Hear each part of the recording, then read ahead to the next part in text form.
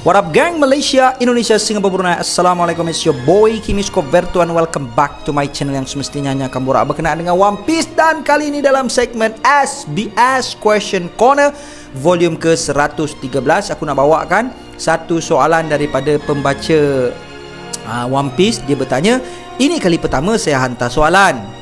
Sensei, tahu tak siri cerita muka depan ataupun cover story yang Sensei buat tu? Ayah saya kata, bila sesuatu watak muncul dalam siri muka depan tu, dia tak akan muncul lagi dalam cerita utama. Betul ke tu? Jadi Oda pun jawab, tak betul langsung tu. Siri muka depan yang saya pernah buat setakat ni termasuklah Buggy, Kobe, Django, Hachan, Wapol, Ace, Gedatsu, Barak Works, NL, CP9, Karibu, Jinbe, The Straw Hat Grand Fleet, Beji, Germa, Yamato. Saya dah buat banyak kali dah sebelum ni. Kebanyakan watak yang muncul dalam siri muka depan tu ataupun cover story ni telah kembali semula dalam cerita utama. Sebenarnya siri muka depan ni dibuat untuk tunjuk kepada pembaca apa yang watak-watak tu tengah buat selepas kejadian utama dalam manga. Selain tu, ada juga buku khas bernama Doors yang kumpulkan semua siri muka depan tu dan senang untuk dibaca. Mio-chan, adakah awak tertanya-tanya sama ada Yamato akan muncul lagi nanti? Nanti kan Lepas tu Oda pun ketawa. So Oda nak betulkan salah faham. Siri cover story macam arc mini dalam kulit depan tiap chapter bukan penamat untuk watak tersebut, tapi lebih kepada update kehidupan mereka selepas arc masing-masing. Sebelum ni kita pernah tengok kan Kepon Gang Beji, Oh My Family. Lepas tu kita pun ada Germa 66, diorang punya apa tajuk dia tu kan, yang lepas selesai dekat Whole Cake Island tu kan, dan bila dia sebut nama Yamato di hujung tu sambil gelak, itu mungkin isyarat halus bahawa Yamato mungkin akan muncul semula dalam cerita utama juga nanti. So guys, mungkin di sini jugalah akan nantinya menjadi perdebatan, adakah Yamato akan sertai Luffy dalam pengembaraan Luffy ataupun apakah peranan dia akan datang. Mungkin will lead to perdebatan tersebut akan terarah ke Yamato akan menyertai Luffy punya pirates. In my thought, sebenarnya aku setuju kalau Yamato ni dia akhirnya join Luffy.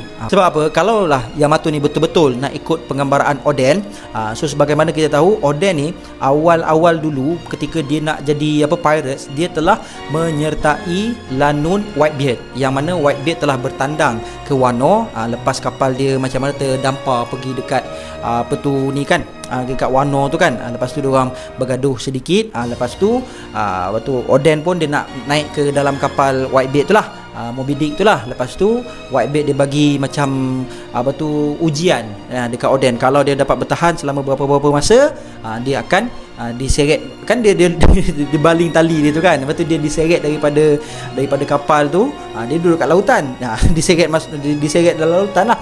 Betul, Oden si Whitebeard dia bagi cabaran kepada Oden, kalau kau boleh bertahan selama beberapa tempoh masa, aku akan ambil kau sertai lanun aku. Lepas tu dah nak dekat masuk beberapa minit dah, nak sempurna dah dia punya cabaran tu, tapi dia lepaskan tali tu sebab dia nak pergi selamatkan si Toki pada masa tu yang diserang oleh Taco Pirates kot, tak silap aku tak ingat lah nama dia tu, karakter tu lupa pula kan, yang kepala dia tu ada sotong tu kan. Lepas tu Whitebeard pun selamatkan Oden pula daripada situ.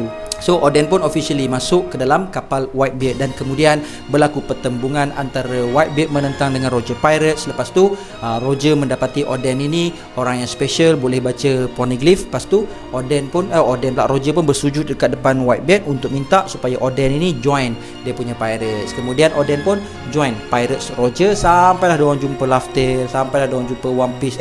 One Piece diorang tak jumpa. Diorang kata diorang terlalu awal untuk dapatkan One Piece. So kalau Yamato nak ikut jejak langkah Oden, yang mana Oden ada buat satu blog buat satu journal yang Yamato namakan sebagai Bible dia lah kan, Yamato mesti kena ikut bakal Pirate King Luffy ni.